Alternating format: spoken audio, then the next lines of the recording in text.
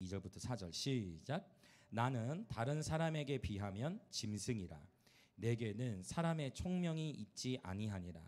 나는 지혜를 배우지 못하였고 또 거룩하신 자를 아는 지식이 없거니와 하늘에 올라갔다가 내려온 자가 누구인지 바람을 그 장중에 모은 자가 누구인지 물을 옷에 싼 자가 누구인지 땅의 모든 끝을 정한 자가 누구인지 그의 이름이 무엇인지 그의 아들의 이름이 무엇인지 너는 아느냐. 자, 1절부터 9절까지는 아굴의 고백과 기도가 나오는데 사실 이 2절과 3절만 놓고 보면 자, 다른 사람에 비하면 짐승이라. 내게는 사람의 총명이 있지 아니하다. 이 2절만 놓고 보면 너무 자기 이렇게 비하를 하는 거 아닌가라는 생각을 할 수도 있지만 언뜻 보면요, 너무 심하게 자기 비하를 하는 게 아닌가 싶지만 자기 비하라기보다는 4절을 보면 이것은 지금 자기 비하가 아니라 이 4절에 보면 정확히 하늘에 올라갔다 내려온 자가 누구인가? 와, 바람을 장중에 모은 자가 누구인가? 물을 옷에 싼 자가 누구인가? 땅의 모든 끝을 경계를 정한 자가 누구인가? 그 이름은 무엇이고 그 아들의 이름은 무엇인지 아느냐. 이 4절의 표현을 보자면 이 아굴은 정체성이 굉장히 확고한 사람이에요. 그래서 2절 3절의 표현이 자기 비하가 아니고 이것은 자기 비하가 아니고 이것은 자기 비하나 또는 자기 연민이라고 하죠. 자기 연민이 아니고 이것은 자기 부인의 표현으로 보입니다. 우리가 신앙생활을 하면서 건강한 정체성을 갖는데 우리는 하나님의 자녀이고 예수님의 신부이고 또 하나님 우리의 주인이시고 우리는 종이요 또 목자 양 여러 다양한 관계를 설정하게 되는데 이 자기 부인과 자기 연민이 이게 비슷한 것 같지만 달라요. 이 지금 2절 3절만 놓고 보면 이게 자기 연민인지 자기 부인인지 헷갈릴 수 있어요. 그러나 자기 부인과 자기 연민, 이 자기 연민은요, 자기의 자아를 우리 에고라고 해요. 혼이라고 할 수 있고 우리의 내 지식, 내 감정, 내 의지, 특별히 나의 감정을 불쌍히 여기는 거예요. 자기 연민은 나의 감정이 중요해. 나의 감정이 중요한 거고 자기 부인은 나의 옛사람의 감정은 죽고 나의 잘못된 감정을 건강한 감정으로 회복시키는 거. 그래서 자기 연민은 자신의 감정을 존중한다면 자기 부인은 예수님의 마음을 존중하는 거예요. 그래서 자기 부인은 뭐와 연결되느냐? 갈라디아서 2장 20절에 말씀하시는 것처럼 나는 죽고 예수로 사는 것을 의미합니다. 할렐루야. 나는 죽고 예수로 사는 예배자들 되시길 축복합니다. 이 자기 부인, 자 보세요. 예수님께서 마태복음, 마가복음, 누가복음 동일하게 공간복음에서 3번 말씀하시는 게 뭐냐면 누구든지 나를 따라오려거든. 그 첫 번째가 뭐예요? 누구든지 나를 따라오려거든 자기를 부인하고 나의 감정과 나의 의지와 나의 지식을 부인하고 나의 삶을 내 자아를 부인하고 누구는 나를 따라오려거든 자기를 부인하고 그 다음에 또 나오는 게 뭐예요?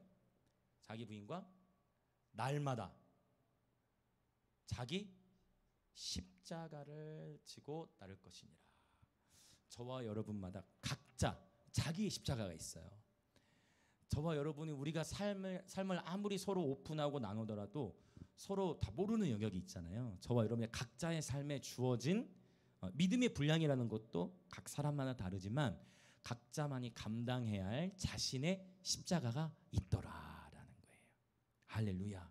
그래서 이제 이것도 굉장히 우리가 잘 묵상하면서 정리해야 될 영역이에요. 자기의 연민은 자기 자신을 불쌍히 여기는 거고 자기 부인은 나는 죽고 예수님을 따르는 삶이에요. 할렐루야. 그런데 놀라운 것은요, 자기를 부인하고 날마다 자기 십자가를 지는 삶을 살아가는 가운데에 우리의 무너진 감정, 죽은 감정을 회복시키십니다. 예수 그리스도 안에서 저와 여러분의 모든 지식과 감정과 의지가 회복되어지시길 축복합니다. 네, 골로새서에서는 보면 너희 지식에까지 새롭게 하심을 받은 자라고 말씀하고 계세요. 우리의 모든 상한 감정, 깨어진 감정들이 그리스도 안에서 회복되어지시길 예수님의 이름으로 축복합니다. 자, 그래서 2절 3절은 지금 이게 그래서 어쩔 때 헷갈린다는 거예요. 이게 지금 자기 부인, 자기엄, 나는 짐승과 같다. 저도 사실 제가 굉장히 좋아하는 표현이 있어요. 제가 저 스스로를 어떻게 자주 칭하냐면, 오 맞아요, 오래 고마워요, 햄이 다 그 기억을 해주고 있네. 저는 제 스스로 그 표현을 자주 써요. 그게 뭐냐면 이 무익한 종이라는 표현을 많이 써요. 그럼 여기서 무익한 종이라 했을 때 저는 저를 비하하려고 저를 연민으로 여겨서 이 무익한 종이라 쓰는 게 아니에요. 여기서 이 무익한 종은 누가복음 17장에 나오는 표현이에요. 주님이 뭐라고 말씀하시냐면 아마 17장 맞을 거예요. 17장 아니면 19장에 너희는 마땅히 너희가 해야 할 일을 한 이후에 무익한 종이라 해라 라고 주님이 말씀하셨어요. 그 말씀을 따라서 내가 뭘 잘나서 하는 게 아니고 내가 뭘 잘해서가 아니라 나는 무익한 사람인데 하나님께서 나를 귀하게 써주시는구나. 나는 저는 건강한 정체성이에요. 저는 건강한 정체성을 갖고 있어요. 저는 제 스스로 비하하지 않습니다. 그러나 무익한 종이라는 표현이 너무 좋아요. 제가 너무 사랑하는 표현이에요. 근데 그 표현을 처음에는 의식적으로 쓰다 보니까 나를 부인하고 의식적으로 쓰다 보니까 그 표현이 저에게 너무 좋아요. 그래, 내가 내세울 게 없는 하나님이 하라는 것을 하고 그저 종이다. 근데 제가 깨달았어. 종의 마음을 가지고 있으면 겸손을 유지할 수 있어요. 근데 언제 무너지냐? 왕의 마음을 가질 때 나는 왕인데 왜 내가 이러한 어려움을 겪는가라는 생각을 하게 되는 거예요. 저 자신에게 하는 얘기예요. 그래서 때로는 우리가 하나님께서 우리를 거룩한 나라요 제사장, 왕 같은 제사장으로 부르셨지만 이 정체성만이 아니라 주종 관계. 주님, 우리 주 하나님은 저와 여러분의 로드. 우리 하나님은 우리 주인이세요. 우리는 그분의 서번트. 우리는 그분의 종이에요. 이 종이라는 표현이 굉장히 여러분 오늘날 조금 이렇게 부담스러우실 수 있지만 여러분 주님과 관계되면 여러 관계들 속에 주종 관계의 신앙생활도 하나 이 무기로 잘 장착하시길 축복합니다. 네, 할렐루야. 잠언에 우리 이미 살펴봤어요.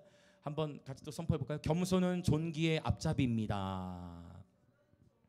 그렇죠. 분명히 잠언에 있어요. 겸손하면 존귀의 앞잡이. 겸손한 자를 하나님은 높이시죠.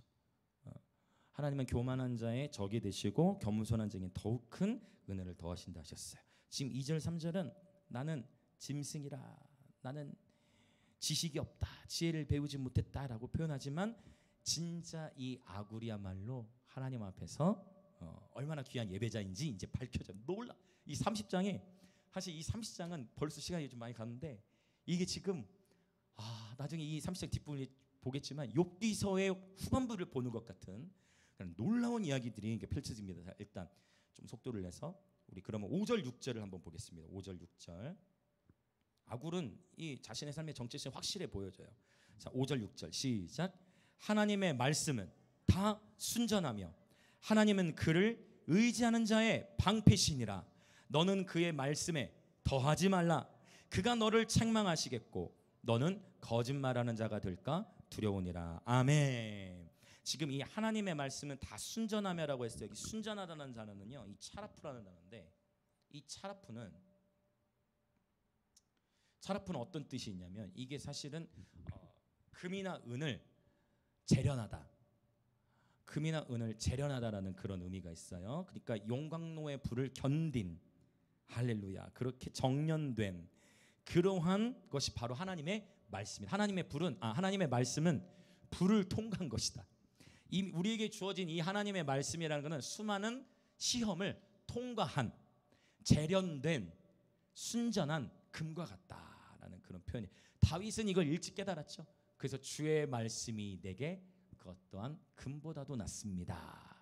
재물의 가치로도 표현되지만 금, 은보다도 내게 소중합니다라고 표현하는 것을 봅니다. 또 하나님의 다윗이 어떻게까지 표현하면 주의 말씀이 내 입에 꿀보다 더 다니이다. 사실은 우리 그 주일학교 아이들 가르칠 때 이런 표현을 많이 하는데 저희 나이미만 봐도 어렸을 때는 하나님 말씀이 막 꿀보다 더 답니다. 아멘 나오고 하는데 요새는 이렇게 얘기하면 생각을 해요. 바로 대답이 안 나와. 우리 다 똑같은 거 같아요. 그렇죠? 그래서 조기 교육으로 일단 어렸을 때 말씀으로 약간 이걸 좀 주입을 시켜 놓아야 되겠구나. 그 생각을 많이 해요. 아이들이 커가면서 그래서 자, 어쨌든 하나님의 말씀은요 불을 통과한 거라는 거예요. 이 하나님 말씀은 이미 수많은 시련과 연단을 뚫고 오늘날 저와 여러분에게 주어진 거예요. 이 하나님 말씀의 보존의 역사라는 거는, 여러분 이 성경은 1600년이라는 시간 동안 기록된 거예요. 1600년이라는 시간 동안 몇 명이 썼을까요? 이거를 40여 명이 적었어요.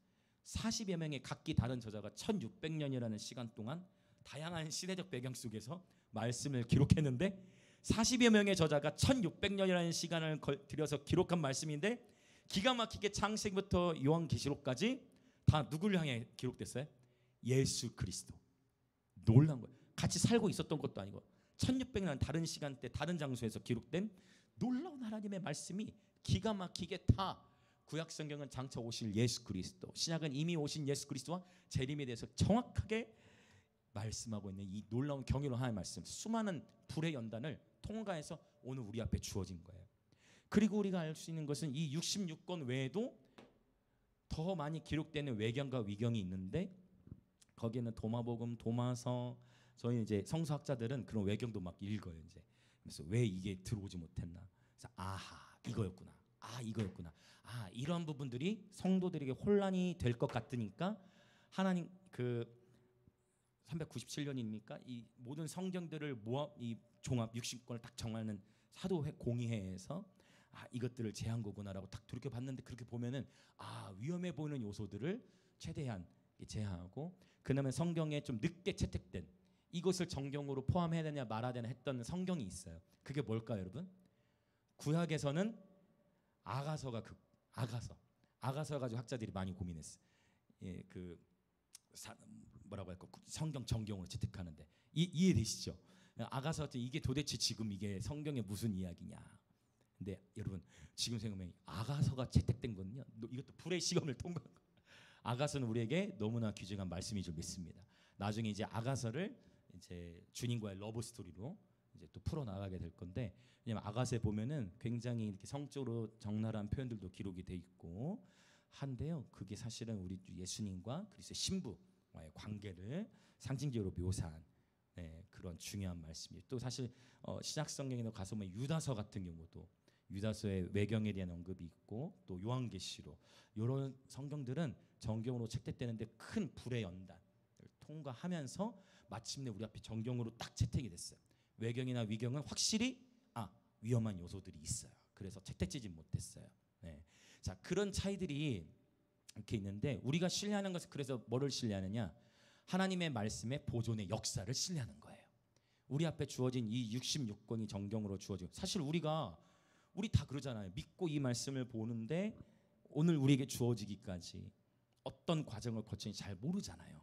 그런데 우리가 신뢰하는 거, 이 66권만큼은 정확하게 창세부터 요한계시록, 우리가 이해하지 못하는 부분은 있을 수 있지만 모두 다 구원을 받기에 합당한, 모든 성경이 하나님의 감동으로 기록되어져서 우리로 하여금 구원을 받기에 충분하고, 또 우리를 의로 교육하기에 합당한 그런 말씀인 줄 믿습니다. 그래서 이 불의 연단을 통과한 하나님의 말씀이야말로 가장 순전하다. 하나님은 그를 의지하는 자의 방패가 되신다라고 했어요. 그래서 여러분 늘 이 하나님의 말씀을 읽고 묵상하고, 이 하나님의 말씀만이 저와 여러분의 삶의 절대적인 기준이 되어지시길 예수님의 이름으로 축복합니다.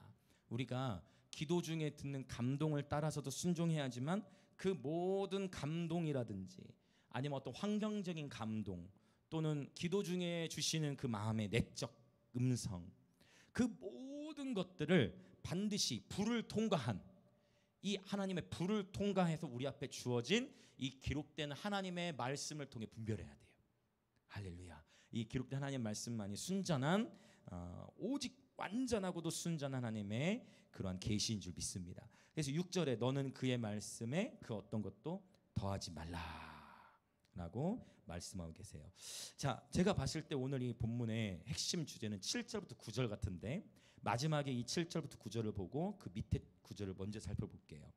자, 1절부터 9절은 아굴의 고백과 기도라고 했죠. 1절부터 9절은 아굴의 고백과 기도. 그 이제 10절부터 16절을 보면 뭐가 나오느냐? 탐욕의 주제에 대해서 다뤄요. 탐욕의 주제. 탐욕의 주제에 대해서 언급하고 있어요. 자, 그러면 조금 시간을 내야 되기 때문에 건너가면서 보겠지만, 자 볼게요. 먼저 우리 15절과 16절을 보겠습니다. 15절과 16절 시작. 거머리에게는 두 딸이 있어 다오 다오 하느니라. 족한 줄을 알지 못하여 족하다 하지 아니하는 것 서넛이 있나니 곧 수올과 아이 베지 못하는 태와 물로 채울 수 없는 땅과 족하다 하지 아니하는 불이니라. 자, 탐욕의 주제라고 하는데 15절 16절만 좀 더 포커싱해서 이제 보자면 만족하지 못하는 것 네 가지가 나오는 거예요. 자, 만족하지 못하는 것 네 가지라고 표현을 했는데, 자, 만족하지 못하는 것 네 가지. 자, 한번 보겠습니다. 첫 번째 뭐죠? 거머리 아십니까, 여러분? 거머리가 다오 다오. 거머리가 뭘 달라고 하죠? 거머리가 뭘 달라고 해요, 여러분? 거머리가 거머리 입장에서 거머리가 뭘 달라고 하겠어요? 피를 다오 다오. 맞잖아요. 거머리가 딱 달라붙어서 피를 이제 빼내잖아요. 그래서 거머리가 다오 다오. 거머리는 이 흡혈귀처럼 조금만 먹고 만족을 못한다. 거머리는 계속 어떤 특성이 있어요? 계속 피를 뽑아내고자 하는 그러한 만족하지 못하는 것에 대해서 굉장히 되게 흥미롭지 않습니까? 다오 다오. 네 피를 내게 계속 줘라. 네 피가 다 마를 때까지. 흡혈귀처럼 거머리는 달라붙어가지고 다오 다오 한다는 거예요. 자, 두 번째 뭐가 나와요? 두 번째 뭐가 나오죠? 두 번째? 그렇죠. 소울이죠. 소울은요. 자, 소울은 지하 세계를 가리키는데, 이게 지금 뭐냐면 죽음과 연결되는, 그러니까 죽음이 계속 부르는, 죽음은 만족하지 않는다. 자, 이 굉장히 시적인 표현이에요. 죽음은 만족하지 않는다. 자, 보세요. 지난주에도 이거를 부분적으로 하나님 나라 제가 길게 좀 설명을 했던 것 같아요. 그렇죠. 사탄의 지금 위치라든지 이런 부분. 그런데 예수님께서 이 땅에 오심으로 십자가에서 승리하셨지만 아직 완전히 최후 정복되지 않은 게 있다 했잖아요. 그게 바로 이 죽음이에요. 이 죽음이 예수님이 재림하셔야 그때 사망과 음부가 불못에 함께 던져지기 때문에 아무리 과학이 발달하고 의술이 발달해도 이 죽음을 정복할 수가 없고, 죽음은 만족하지 않는다. 한번 태어나면 어떤 사람이든지 이 죽음의 세계로 들어가게 된다. 죽음은 만족하지 않는다는 표현이에요. 만족하지 못한 네 가지. 굉장히 시적인 그런 표현이에요. 자, 세 번째 또 뭐가 있을까요? 아이 베지 못하는 태. 아이 베지 못하는 태. 이거는 오늘날 시대 배경으로 이해하기는 좀 어렵지만, 오늘날에는 이렇게 출산을 꺼려하는 그러한 세상의 풍토가 있으니까 이거를 고대의 배경으로 보면, 고대는요 아이를 잉태치 못하는 것은 여성에게 수치와 같았어요. 그래서 불임을, 고대에서는 이 불임 자체를 굉장히 수치로 여겼기 때문에 아이를 잉태치 못하면 첩을 들여서 의도적으로, 그러니까 뭐 아브라함 사라 사이에서 하갈을 통해서 의도적으로 첩을 들여서 자손을 잇는 것이 중요했기 때문에 아들을 낳는 게 중요했고, 그렇죠? 그러한 문화 속에서 이해하자면 아이 베지 못한 태는 어떻게든지 아이를 낳기 위해서 만족할 수 없다라는 것을 강조하고, 그 다음에 또 뭐가 있죠? 물로 채울 수. 이것도 마찬가지. 이것도 지금 우리 배경으로 이야기보다 이 팔레스타인 땅의 배경으로 이해하자면은, 팔레스타인 땅에, 이 팔레스타인 땅은 광야가 굉장히 많아요. 이 팔레스타인은 강수량이 굉장히 적어요. 그러니까 비가 좀 내리더라도 그게 적시긴 하지만 충분하지가 않아. 그래서 항상 대부분이 광야 지역이고, 그래서 이 팔레스타인 땅을 생각해 보면 물로 채울 수 없는 땅에 대해서 이제 좀 이해할 수가 있죠. 그다음 하나가 더 있죠. 이게 뭘까요? 자, 족하다 하지 아니하는 물로 만족할 수 없는 땅. 족하다 하지 못하는 불은 항상 뭔가 달라붙으면 이제 계속 태우려고 하는 거예요. 불도 만족을 안 한다는 거예요. 저희가 이번에 그 홍천 쪽에 사역 갔다가 그 고속도로 타고 내려오는 쪽이 안동 지역이었어요. 그때 이제 처음 본 거야. 안동 지역에 이제 그 산속에 보니까 이 정도였구나. 지금 벌써 몇 달이 지났는데도 저희가 차 타고 내려오면서 보니까 그 고속도로에서 보이더라고. 이렇게 다 이렇게 시커멓게 타버린 것들이 그냥 한 부분만 아니라 한참을 가는데도 이 산이 산둥성이라는 표현이 뭔지를 알 정도로 시커멓게 돼버린 그것들을 보는데 그 가운데서도 또 조금 다시 또 이렇게 살아나는 그런 부분들도 이렇게 보고 이 불도 만족하지 않는다 했어요. 근데 이런 부분이 이제 아이러니예요. 어떤 부분 아이러니냐? 분명히 여기서 선엇이 있다 했으면 선엇이면은 세네 가지가 돼야 되는데 목록에는 5가지가 돼 있어요. 이 부분은 수수께끼와 같아요. 잠언 자체가 수수께끼예요. 잠언은 지혜라는 의미도 있지만 수수께끼라는 의미도 있어요. 이 수수께끼를 여러분 중에 누군가 풀면 저에게도 알려주세요. 학자들도 이 수수께끼를 다 못 푸는 것 같아요. 네. 목사님 제가 한번 풀어보겠습니다. 한번 하십시오. 제가 여러분을 성서학자로 여러분 감각이 있으면 하고 준비를 같이 하는 것도 의미가 있을 것 같아요. 여러분 이 선엇이라고 해놓고 5가지가 언급이 됐어요. 그래서 학자나 저마다의 나름대로 견해가 있지만 만족할 만한 해석은 나오지 못하고 있다. 그래서 나중에 우리가 이것을 누구에게 물어봐야 돼요? 나중에 예수님에게 바로 물어보기보다 한 사람 더 거치는 것도 좋을 것 같아. 그렇지. 천국에 가서 솔로몬과 그러니까 대화를 나누면서 예수님이 바로 물어봐도 좋지만 그러면 솔로몬 입장에 조금 서운할 수도 있으니까 솔로몬과 대화를 나누면서 이건 천국 가서 천국은 굉장히 생산적인 곳이에요. 이건 기대되지 않습니까? 함께 얘기를 나눠야 할 믿음의 선진들과 그들이 할아버지의 모습으로 있는 게 아니에요. 천국에 가게 되면 부활체 몸을 입고 우리 모두 다 처음 우리가 아브라함을 보더라도 아브라함을 알아차릴 수 있어요. 이 땅의 세계에서는 사람을 인식하는 데 한계가 있어요. 그러나 영원한 하나님 나라가 돌아가면 우리는 아브라함을 보자마자 아브라함을 알아보게 돼요. 모세를 보면 모세인 줄 알아보게 돼. 그 함께 대화를 나누고 영원토록 교제를 나눌 수 있어요. 기대되십니까? 여러분 누구를 제일 만나고 싶으세요? 천국에 가면. 오늘부터 새롭게 생각을 해보세요. 천국에 가서 누구와 가장 많은 대화를 나누고 싶으십니까? 자, 솔로몬 신기하죠? 왜 이렇게 기록이 되어졌을까? 하나님 말씀이 1.1획도 오류가 없다 있는데 여기에 뭔가 수수께끼들이 감춰져 있는 것 같아요. 저도 정직하죠? 저 모르겠어요.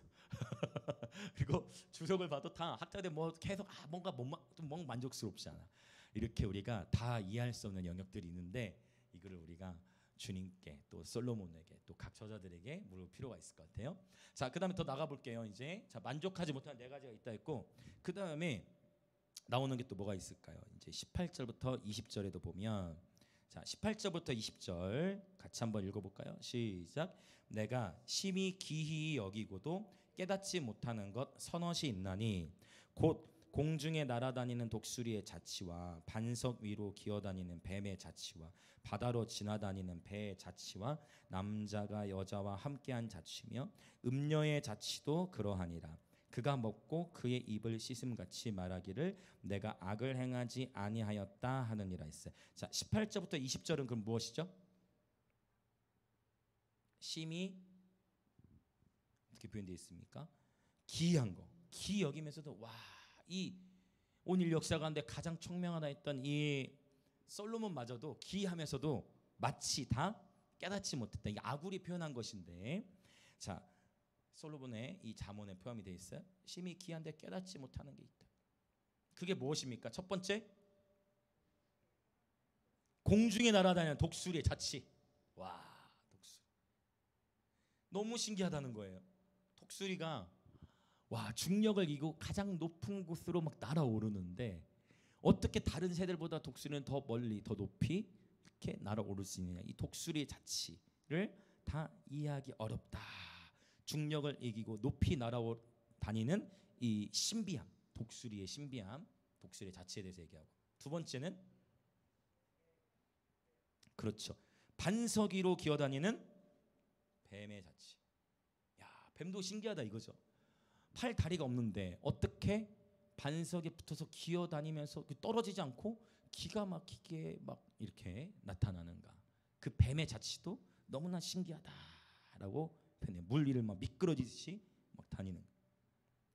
자, 그 다음에 세 번째, 바다 위로 다니는 배의 자취. 배가 우 하고 지나가는데 물 위에 떠 있는 것도 신기한데, 그 수많은 사람들 대고 뛰어 있는 것도 신기한데, 배가 지나가면서 물결이 막 일어나는 이러한 자취들이 또 신기하다 표현하고. 그 다음에 네 번째는 남자. 여기서는 이제 19세 이하에게는 설명하기 어려운, 마침 오늘 19세 이하 아이들이 없네요. 자, 남자와 여자의 자취, 그렇죠? 이해되시겠죠? 남자 여자의 자취가 있다는 거. 이 구절은 좀 설명이 좀 더 가능해요. 이 네 가지를 중점적으로 얘기를 하면서 이것과 대조하는 게 이제 음녀의 자취. 이 첫 번째부터 네 번째는 정말 기이하고 신기한 것인데, 음료의 자취는 옳지 않은 것이죠. 그래서 그가 먹고 그의 입을 시슴같이 말하기를 악을 행하지 아니하였다라고 표현하는 것은 네 가지와 대조해서 영광스럽지 못한 그러한 자취를 지금 보여주고 있습니다. 자, 그럼 더 봅시다. 이제 21절부터 22절 같이 읽어볼게요. 시작. 세상을 진동시키며 세상이 견딜 수 없게 하는 것 서넛이 있나니, 곧 종이 임금된 것과 미련한 자가 음식으로 배부른 것과 미움 받는 여자가 시집간 것과 여종이 주모를 이은 것이니라. 자, 세상을 진동시키는 거예요. 와, 세상이 이러한 일들에 진동한다는 거예요. 세상으로 하기엔 정말 견딜 수 없을 정도로 진동시킨 거. 첫 번째, 종이 임금이 돼버렸어요. 할렐루야. 자, 두 번째, 미련한 자인데, 미련한 자가 배부르게 됐어요. 자, 세 번째, 미움받는 여자가, 이것도 놀랍죠. 미움받는 자가 시집을 가요. 그 다음에 네 번째, 여종이 주모가 돼버렸어요. 사실 주인이 됐다 이렇게 표현을 하면 되겠죠. 여종이 주모가 됐어, 주인이 됐어. 자, 이러한 일들은 이 세상을 놀래게 하는 일들이다라는 것을 보여주고 있어요. 굿 타이밍. 자, 여러분, 그래서 보세요. 이 네 가지의 특징이 있는데 전혀 불가능할 것 같은 사람의 인생에 반전이 일어나는 것을 지금 다 보여주고 있습니다. 이러한 이 잠언에서 지금 30장에서 정리한 이슈가 성경의 역사 속에는 많이 나타나죠. 제가 늘 설교할 때마다 또 우리 아이들에게도 강조해서 얘기하는 네 사람이 있어요. 항상 이 네 사람 얘기를 많이 하는데, 첫 번째 볼까요? 자, 요셉이 감옥에 갇혔었잖아요. 또 종으로도 있었죠. 근데 요셉이 나중에 뭐가 됐죠?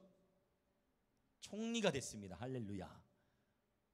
말이 안 되는 역사, 세상을 놀래키는 역사 나타난 거예요. 자, 그 다음에 또 누가 있을까요? 네 사람이니까 이제 다윗 볼까요? 다윗은 어때요? 다윗은 도망자. 사울을 피해가지고 또 블레셋 지역까지 가고 막 거기서 살기 위해 막 미친 척 연기까지 해야 했고, 도망자 신세였는데 나중에 다윗이 왕이 되어버렸어요. 자, 또 볼까요? 에스더는요, 사실 에스더는 어떻게 된 거예요? 솔직히 말하면 왕의 궁녀로 간 거죠. 궁녀로. 맞잖아요. 왕이 궁녀로 들어간 거잖아요. 잡혀 들어간 거잖아요. 궁녀였는데 놀랍게도 여러 관문들을 통과하면서 놀랍게도 와스디를 제치고, 와스디가 미련한 것도 있었지만 와스디를 제치고 후에 뭐가 됐습니까? 왕비가 됐잖아요. 자, 그 다음에 제가 한 사람 더 자주 얘기하는 사람이 있잖아요. 요셉, 다윗, 에스더. 그 다음에 다니엘은요? 다니엘 포로였잖아요. 포로였는데 총리가 돼. 제국이 페르시아, 메디아, 바벨론. 그러니까 바벨론에서부터 페르시아, 메디아로 제국이 3번 바뀌는 동안에, 이건 완전히 말도 안 되는, 한 제국 안에서의 총리만만 있었으면 그건 이해할 수 있는데 제국이 바뀌어지는데도 총리 자리에 그대로 있었어요. 이건 어마어마한 거예요. 할렐루야. 제국, 그러니까 정권이 바뀌는 정도가 아니고 나라의 통치, 아예 나라가 다른 나라가 넘어갔는데도 바벨론에서 페르시아, 메디아로 넘어가는 과정 속에서도 제국이 3번 바뀌는데도 계속 총리로 있었어요. 자, 이것을 딱 연상시키게 되는 것 같아요. 종이 총리가 되고, 도망자가 왕이 되고, 궁녀가 왕비가 되고, 포로가 총리가 되는 역사. 그래서 한 사람의 인생을 우리는 결코 정지할 수 없다. 끝날 때까지 끝난 것이 아니다. 하나님은 세상을 놀래시키시기 위하여 누구를 훈련시키시느냐? 저와 여러분을 훈련시키십니다. 할렐루야. 옆에 분을 향해 한번 인사합시다. 세상이 감당하지 못할 사람이 되시길 축복합니다. 이거는 히브리서적인 표현이고, 그러면 잠언서의 표현을 보면 세상을 놀래키는 사람이 되시길 축복합니다. 아멘. 할렐루야. 그래서 지금으로부터 20-30년이 지났을 때 뭐라고? 그 아이가 그렇게 됐다고? 뭐라고? 주호가 그렇게 됐다고? 뭐라고? 승경이가 그렇게 됐다고? 뭐라고? 하나님이 이렇게, 어른들끼리 제가 이름으로 반말하긴 그러니까, 그래서 뭐라고? 말이 돼? 걔 그렇게 어렸을 때 맨날 욕하고 막 다 부수고 다니던 애 아니었어? 뭐라고? 걔 그렇게 난폭했던 애 아니었어? 뭐라고? 걔 그렇게 그런 아이 아니었어? 어떻게 그런 데 될 수 있어? 진짜 하나님은 살아계시나 보다. 나도 교회나 나가봐야 되겠다. 세상을 놀래키는 일들, 세상은 이해할 수 없지만 하나님의 지혜는 우리에게도 말씀하세요. 하나님은 감옥에서도 우리를 훈련시키시는 거고, 도망자의 신분에서도 우리를 훈련시키시는 거고, 아주 수치스러울 수도 있지만 하나님은 훈련시키시는 거고, 나라를 잃을 때에도 훈련시키시는 거예요. 할렐루야. 여러분, 나라가 망했다고 끝나는 게 아니에요. 하나님의 나라는 절대 망할 수가 없어. 세상 나라의 정권은 바뀌고 나라가 망해서, 다니엘은 이스라엘 나라를 잃어가지고 이스라엘 사람들은 절대 이스라엘이 안 망할 줄 알았지만 그것만, 선민사상만 갖고 있다가 하나님이 나라를 완전 망하게 버리셨어요. 그래가지고 포로로 끌려가는데 이스라엘에서 바벨론까지 걸어가야 돼. 걸어가는데 1000km가 넘는 거를 한 1100km 더 넘는, 1189인가 막 1000km가 넘은 그런 거리를요, 우리가 스타렉스 타고 막 파주 서울 부산 왔다 갔다 하지, 그것도 장거리는 이게 보통 그게 아닌데 걸어서 1000km를 가는 거예요. 나라 잃어가지고. 그렇다고 해서 다니엘이 끝났다, 우리는 망했다, 이런 말 하지 않아요. 이런 말 하지 않고요, 어떻게 하죠? 하루에 3번씩 무릎을 꿇고, 하루에 3번씩 무릎을 꿇고. 그때 끌려간 나이가 10대예요. 10대. 그 10대에 끌려가가지고 절대 나라 망했다라고 자기 입으로 부정적인 선언을 하지 않아요. 끌려가가지고요, 하루에 3번씩 기도하는 거예요. 10대 때부터. 근데 그렇게 기름 부음 안에 거하는데 하나님이 다니엘에게 놀라운 축복을 주시죠. 그러나 나라가 회복된 데는 70년 가까이 걸려요. 그러니까 다니엘이 10대 때 끌려갔는데 60년, 거의 60년 이상을 계속 하루 3번씩 부르심에 잘 지킨 거예요. 이 대한민국에 여기까지 올 수 있었던 거는 큰 대형교회 이런 이슈보다도 제가 보기에는 이름도 빛도 없이, 우리나라에 정말 이름도 빛도 없이 곳곳에서 날마다 나라 민족의 금식 기도하고 정말 할패 늘 주야로 기도하는 우리 믿음의 영웅들, 이름은 세상 속에는 이름이 안 알려졌으나 하나님의 보호자에는 알려진 그런 중보자들, 그러한 어른들, 그러한 우리 어른 세대, 그러한 중보자들의 기도가 있었기에 이 나라를 하나님이 여기까지 지키시고 인도하셨다고 믿어요. 포로로 끌려갔다 해서 끝난 게 아니라 이 시기에도 하나님은 하나님의 일을 하고 계신 거예요. 할렐루야. 하나님은 지금도 살아계셔서 수많은 일을 행하시는 줄 믿습니다. 그래서 여러분, 마침내 보니까 하나님께서 택정하셔서 하나님의 시간 속에 하나님의 일을 행하시기 위해 준비시키셨다가 그분의 때에 아주 국가적 차원의 귀한 사명을 감당하시는 것을 우리는 보게 되어집니다. 그래서 인생은 절대 끝날 때까지 끝난 것이 아니다. 또 또 한번 인사해 봅시다. 인생은 끝날 때까지 끝난 것이 아닙니다. 아멘. 절대 포기하지 마십시오. 아멘. 자, 계속 더 볼게요. 조금 더 속도를 또 내봅시다. 자, 이제 24절부터 28절까지 바로 정리를 해보면, 땅에 작은데 이 얼마나 귀한 줄. 제가 사랑하는 친구 여기 또 나왔잖아요. 정말 작은 미물인데 지혜롭다. 첫 번째가 뭐죠? 바로 읽어볼까요? 25절 시작. 곧 힘이 없는 종류로 돼 먹을 것을 여름에 준비하는 개미. 잠언은 그러니까 개미가 굉장한 것 같아. 개미가 받은 은총이라는 거는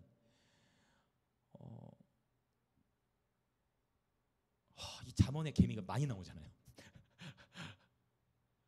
이 개미가 자주 등장하잖아요. 그래서 개미에게 가서 배우라. 그래서 제가 깨달았어요. 겸손하면 배울 게 너무 많아요. 겸손하면 배워야 할 게 너무 많다는 걸 깨닫게 돼. 심지어 개미에게도 배울 것이 있다라는 것을 잠언은 우리에게 계속 말씀. 너무 지혜롭다. 우리는 그냥 모든 것을 이렇게 지금의 기쁨을 위해 살아갈 때가 많은데, 이 개미는 준비한다는 거 지혜롭죠. 미리 내다보고. 그 다음에 26절 읽어볼까요? 시작. 약한 종류로 돼 집을 바위 사이에 짓는 사반 나왔어요. 여러분 이 사반 아십니까? 사반이 무엇일까요? 이 사반은요 바위너구리라고 해요. 바위너구리. 그래서 이 바위너구리는 바위 사이에 집을 짓는 사반을 의미해요.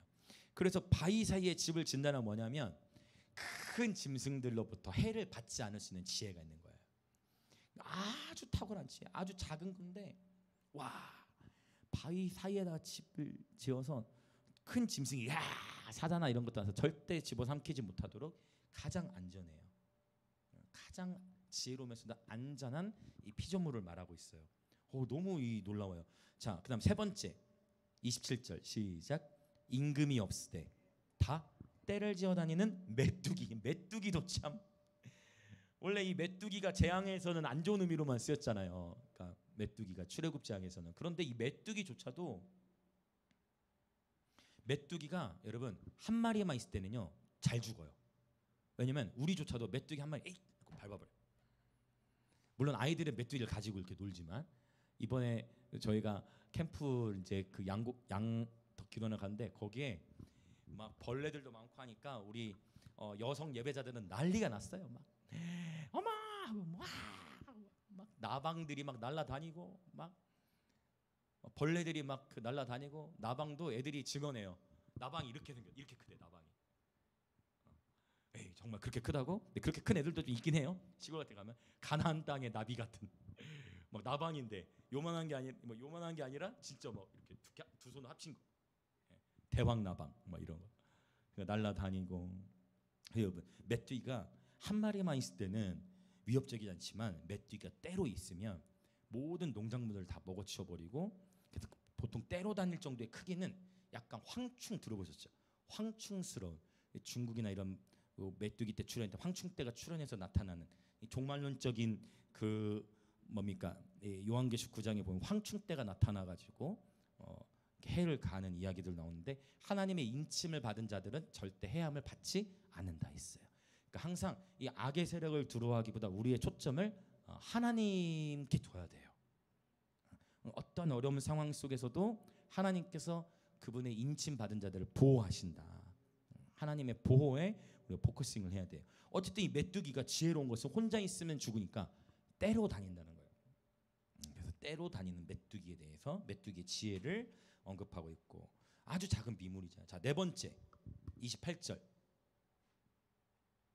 읽어볼까요? 시작. 손에 잡힐 만하여도 왕궁에 있는 도마뱀이다.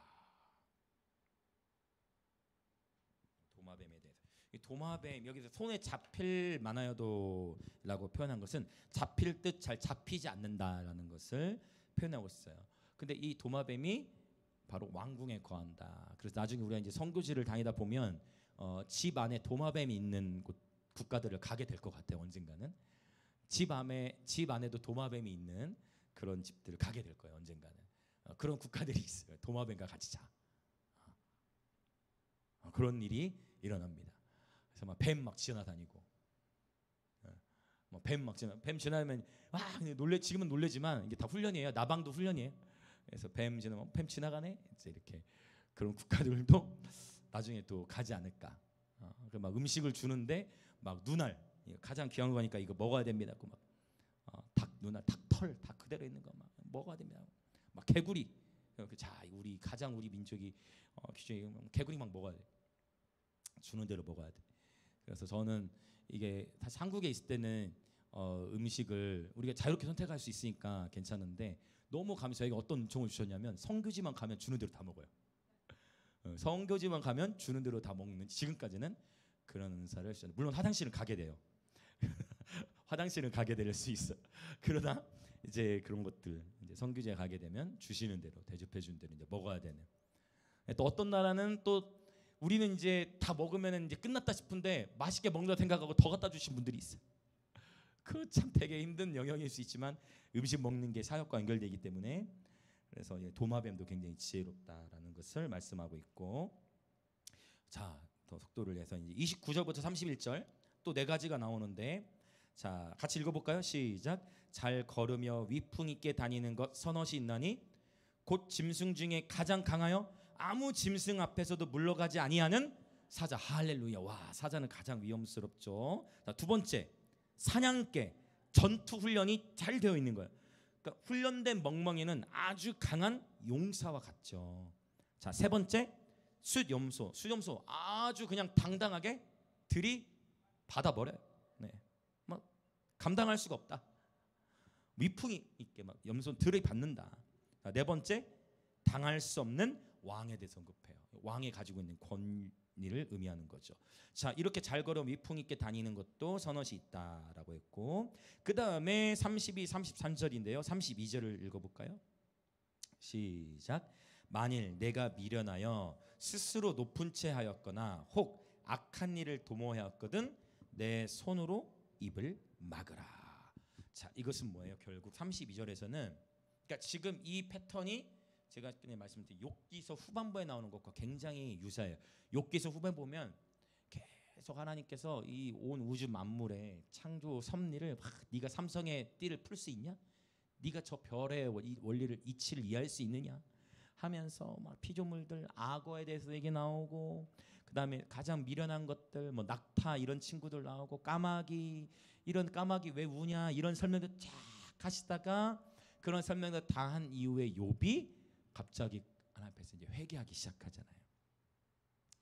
우리 하나님의 그 창조의 영광을 맞이하고 나니까 자신의 그 아픔 속에서도 주님을 바라보니까 경배하지 않을 수가 없고 회개가 되어지고, 주님의 영광에 압도되니까, 와, 주님의 아름다우심의 영광에 압도되니까 욥이 엎드려서 그 고난 중에서도 경배하는 거예요.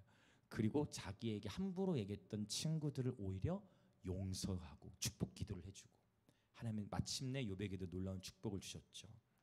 겸손에 대해서 아굴이 얘기하면서 잠언 30장은 맞춰지고 있어요. 여러분, 겸손하면 넘어지지 않습니다. 이거 제 자주 했던 표현이죠. 잠언서 나누면서 겸손하면 넘어지지 않아요. 겸손하면 엎드린 자도, 이 표현도 했었죠. 엎드린 자는 넘어지지 않는다. 엎드려 있으면 넘어져. 이미 엎드려 있기 때문에 넘어지네. 겸손과 엎드리면 히브리어 단어도 연결돼 있죠. 엎드린 자는 넘어지잖아. 근데 선줄로 생각할 때 넘어진다 있어요. 그렇죠? 선줄로 생각할 때 넘어진다. 교만은 패망의 선봉이야. 잘 빌드업을 해 나가다가도, 여호와의 산을 오르다가도 교만하면 한 번에 낭떠러지로 떨어져. 겸손한 자에게는 하나님께서 더욱 큰 은혜를 주시는데, 오늘 아굴이 자신의 삶에서 삶으로 하는 기도, 이 삶으로 표현하는 기도 가운데 이 겸손함이 어떻게 표현이 되어졌느냐, 이 부분을 나누고 기도하겠습니다. 자, 7절부터 9절이에요. 7절부터 9절. 이 아굴의 기도가 오늘날 우리에게 너무 필요한 기도가 아닌가. 결국 탐심이 우상 숭배인데, 우리 인간이 이 만족을 못해. 마치 거머리처럼 네 피를 줘라.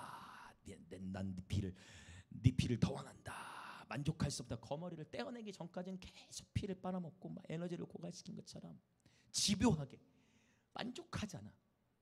충분히 먹고 충분히 받았음에도 불구하고 받은 것은 생각하지 못하고 끊임없이 나는 더 원한다. 나는 더 원합니다. 나는 더 원한다. 거머리. 죽음도 만족하질 않아. 다 죽음을 원한다. 만족하지 않아. 끊임없이 불까지도. 자, 이런 상황 속에서 아굴이 어떻게 기도하느냐? 7절부터 9절 시작.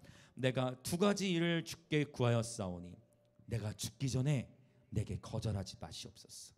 곧 헛된 것과 거짓말을 내게서 멀리 하옵시며 나를 가난하게도 마옵시고 부하게도 마옵시고 오직 필요한 양식으로 나를 먹이시옵소서. 혹 내가 배불러서 하나님을 모른다 여호와가 누구냐 할까 하오며 혹 내가 가난하여 도둑질하고 내 하나님의 이름을 욕되게 할까 두려워함이니이다. 아멘. 이 아굴의 기도, 이제 잠언이 이제 한 장밖에 남지 않았는데 이 30장 7절부터 9절의 기도가 저와 여러분의 오늘날 이 기도가 우리의 기도가 되기를 원해요. 여러분, 우리 충분하지 않아요?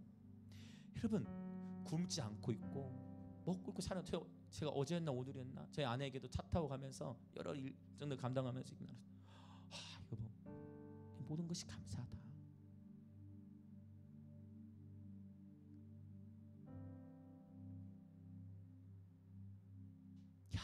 이렇게 하나님 예배할 수 있어서 행복하고 감사하다. 제가 자주 지금도 얘기하는 게 있으면 저희 아내는 이 말은 이제 하지 말라고 자주 얘기하는데 그게 뭐냐면 저는 하나님이 지금 내 생명을 부르신다 하더라도 나는 후회가 없다. 혼날 수도 있지만 그러나 혼내지 않습니다. 지금 죽어도 나는 후회가 없다. 하나님 앞에 이제 남은 인생을 하나님의 영광을 위해 살아간다. 이 베드로의 고백이 나의 고백이다. 이 예배의 기쁨, 이렇게 행복을 누려도 되는가? 물론 인간의 입장에서는요 얼마나 부족함이 많겠어요. 우리에게 얼마나 많은 필요가 있습니까 세상적으로. 그러나 이게 제 마음의 중심에 나오는 거예요. 우리가 항상 이 욕심, 탐심을 경계해야 돼요.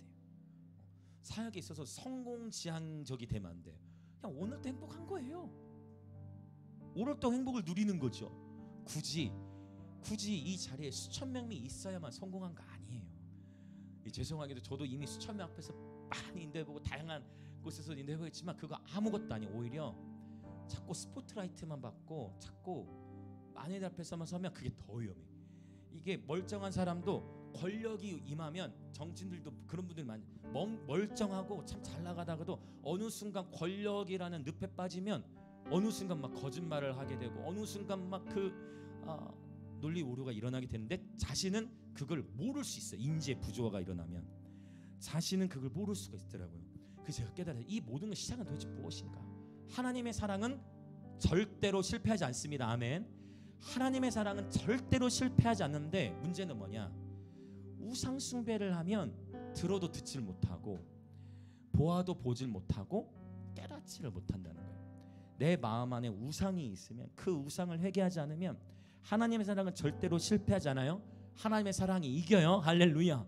하나님은 절대로 실패하지 않아요.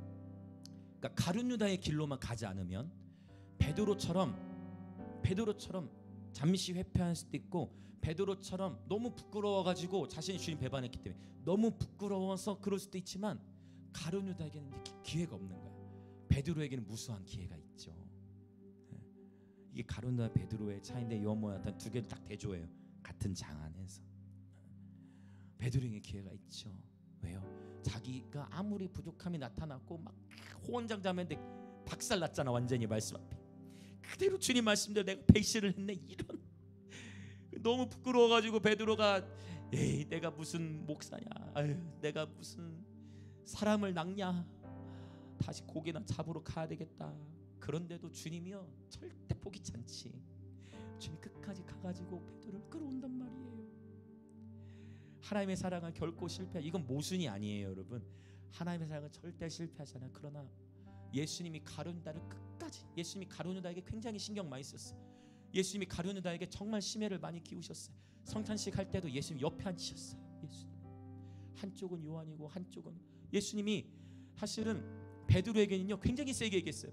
이 사탄아, 이미 그때 베드로가 상처 받았어야 돼요. 이미 그때 베드로 상처 받아서 그때 베드로가 떠났어야 돼. 베드로가 그렇지 않아요?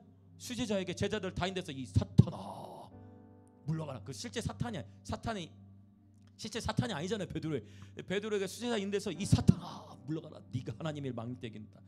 그때 베드로도 분명히 상처가 됐을 거예요. 근데 베드로가 예수님이 나에게 사탄이라 했다고 떠난 게 아니고 잘 말고 기 자르는 혈기도 부르지만 그래도 배신하고 떠나지만 예수님을 분하지 않고 부끄러운 수치 때문에 잠시 예뺐지만 주님이 찾아가셔요. 이번 주님은 절대 포기하지 않으세요. 근데 가룟 유다에게 주님이 사실 제가 봤을 때는 베드로보다 가룟 유다에게 더 신경 썼어요. 주님이 일부러 재정을 누구에게 맡겼어요? 여러분 그분 대단한 그 재정을요 일부러 가룟 유다에 맡기신 거예요. 누구의 마음을 다루기 위해?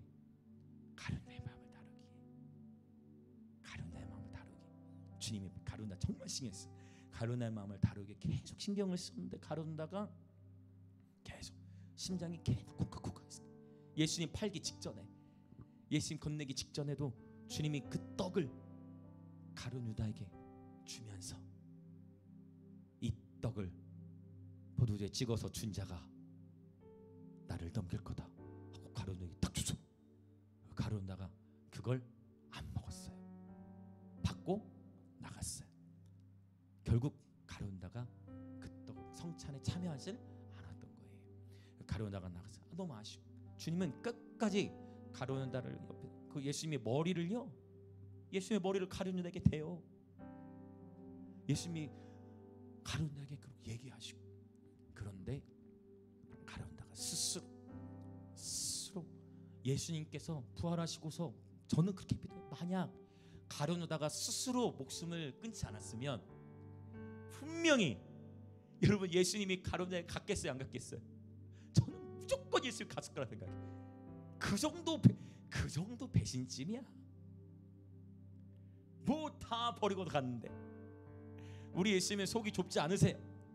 우리 예수님은 속이 좁지 않으세요. 끝까지 주님이 분명히 가룟유다가 스스로만, 자기 스스로만 예수님이 어떻게 하실 수 없는 식으로 이탈하지 않았으면, 그렇게만 하지 않았으면 주님은 분명히 가룟 유다에게도, 가룟 유다가 어디에 숨어 있든 문 뚫고 가버리면 되지, 어디든 주님이 찾아가서 가룟 유다에게 길을 주셨을 것 같아요. 자, 여러분, 탐심을 물리치고 뭔가 성공이 아니라 이 만족하지 못하는 것을 좀 우리가, 또 목사님을 필요가 있는 것 같아요. 나중에, 오늘은 시간 때문에 제가 그냥 짧게 그냥 넘어갔지만 이미 주님 우리에게 다 말씀하셨어요. 결국 이미 주님 우리에게 다 주셨어요. 여러분, 그분의 임재를 누리고 있고 우리가 이렇게 하나님 예배하고 있고, 여러분 너무 큰 행복을 주셨는데 왜 만족이 없느냐? 더 원하거든. 임재를 더 원하는 게 아니라 솔직히 인간적인 부요함과 성공을 원하거든. 더 나은 여건, 더 나은 환경, 더 좋은 조건들을 원할 때 거기서 우리의 만족이 깨지는 거죠. 오늘 이 아굴의 기도가 저와 여러분의 기도가 되기를 원합니다. 아굴이 두 가지를 크게 낳는 거예요. 거짓이 없는 삶, 거짓말하지 않는 것. 그래서 아이들을 훈육할 때도 실수한 것을 훈육하는 게 아니라 정직하지 못한 것을 훈육시켜야 돼요. 실수는 누구나 할 수 있기 때문에 그 영역은 오히려 관대하게 가야 돼. 근데 정직하지 못한 것을 다룰 수 있어야 돼. 그 부분, 정직함, 헛된 것과 거짓말을 하지 않는 것, 이게 굉장히, 거짓말과 거짓 행동을 품으면 안 됩니다. 주님, 늘 정직한 예배자 되게 하옵소서. 그 다음에 또 하나, 일용할 양식으로 충만합니다. 일용할 양식으로 충분합니다. 이게 여러분 주기도문 아닙니까? 주님이 가르쳐 주신 거. 오늘 우리에게 일용할 양식을 주셨고, 이거면 되는데, 일용할 양식이면 되는데 우리는 만족이 없어. 끊임없이 다른 사람 보기에도 더 좋아요. 끊임없이 더 좋은 거 더 나은 거, 그 탐욕이 우리 스스로의 삶을 피마르게 하는 거예요. 우리 스스로가 피 마르는 삶으로 스스로 선택해버리는 거예요. 일용할 양식. 근데 이러한 이 아굴의 기도와 같은 기도를 했던 또 한 사람이 있어. 이 사람 한 사람만 더 빠르게 보고 기도할게요. 자, 우리 가보겠습니다. 성경 이게 바울에 대해서 한번 봅시다. 우리 빌립보서 4장. 빌립보서 4장 우리 10절부터 13절.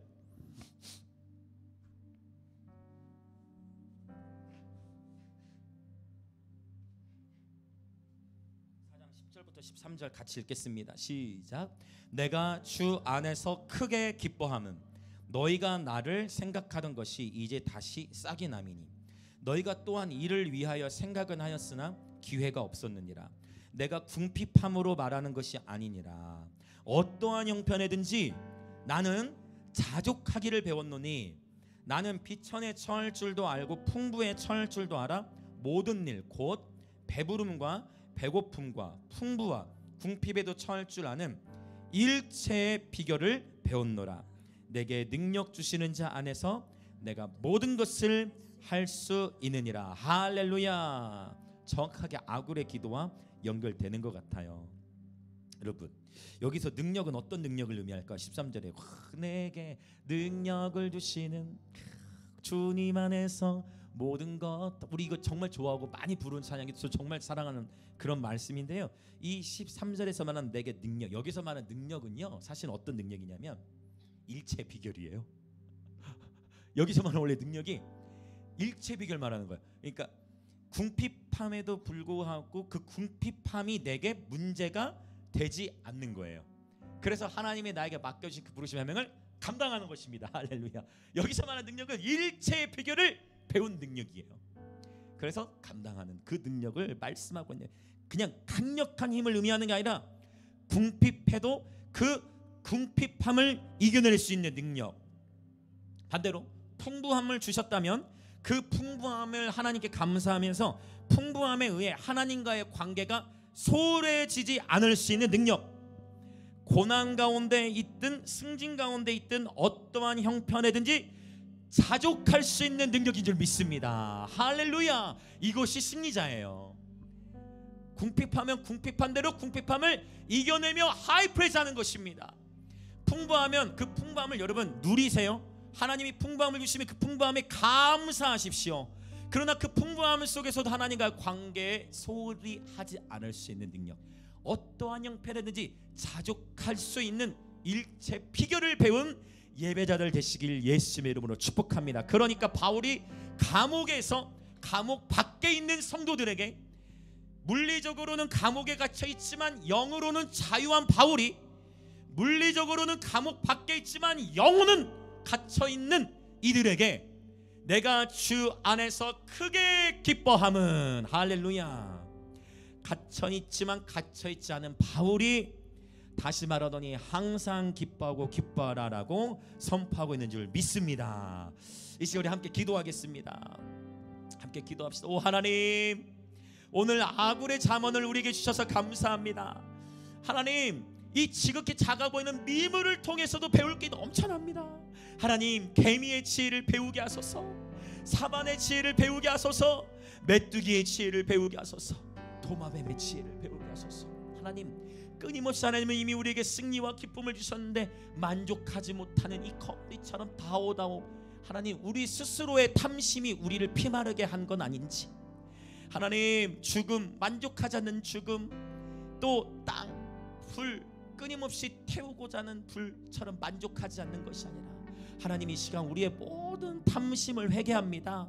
하나님, 겸손히 오늘의 말씀을 붙들고 아굴이 구했던 것처럼 주여 내게서 거짓말이 없어지게 하시고, 주님 정직한 예배자 되게 하시고, 일용할 양식으로 만족하는 예배자 되게 하시고, 다오 바울처럼 궁핍하든 풍부하든 어떠한 형편에서도 일체의 비결을 배워 어떠한 형편에서도 자족할 수 있는 능력 안에 거하는 예배자 되게 하여 주시옵소서. 그리하여 사나 죽으나 하나님의 영광을 위하여 살아가는 예배자로 주여 인도하여 주시옵소서. 그렇게 주여 한번 외치며 기도합니다. 주여. 오 사랑의 주 하나님, 오늘 아굴의 잠언을 통해 우리에게 하나님의 지혜를 부어주시니 감사합니다. 하나님, 지극히 작은 미물을 통해서도 배울 게 있고, 아버지 오늘 거머리를 통해서도 배우라고 말씀하시는 주님, 우리 안에 있는 탐심이 우리 스스로의 피를 마르게 하는 것은 아닌지, 오 주님, 오늘 이 시간 우리가 정직하게 하나님 말씀 앞에 직면하여 아굴의 기도가 나의 기도가 되기를 원합니다. 오 하나님, 일용할 양식으로 기뻐하고 감사할 수 있는, 어느새 감사를 잃어버리고 오늘의 하루를 주신 하나님께 감사를 잃어버리고 우리를 예배자로 부르셔서 이렇게 마음껏 예배할 수 있는 기쁨도 잃어버리진 않았는지, 성령님 오늘 우리의 마음을 새롭게 하여 주시고 아굴의 기도가 우리의 기도가 되게 하시며, 아버지 마치 아굴처럼 바울도 기도했지요. 주님, 바울의 기도가 또한 우리의 기도가 되게 하여 주시옵소서. 오 성령님, 일체 비결을 배운 예배자 되게 하여 주시옵소서. 오 성령님, 주 안에서 크게 기뻐합니다.